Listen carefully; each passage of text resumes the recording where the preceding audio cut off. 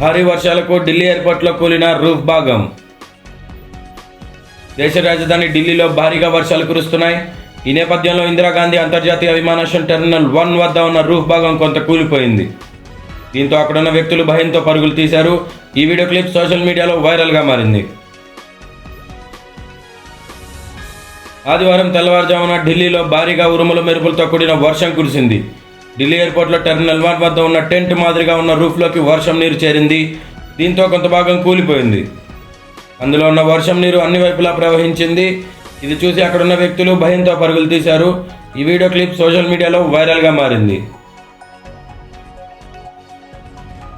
ఢిల్లీలో భారీ వర్షాల కారణంగా 17 అంతర్జాతీయ విమానాలతో సహా 49 విమానాలను దారి మళ్లించారు. వర్షం వల్ల విమానాశ్రయంతో పాటు చుట్టుపక్కల ప్రాంతాల్లో నీరు నిలిచిందని, దీంతో విమాన కార్యకలాపాలపై ప్రభావం పడిందని ఢిల్లీ విమానాశ్రయం ఒక ప్రకటనలో తెలిపింది.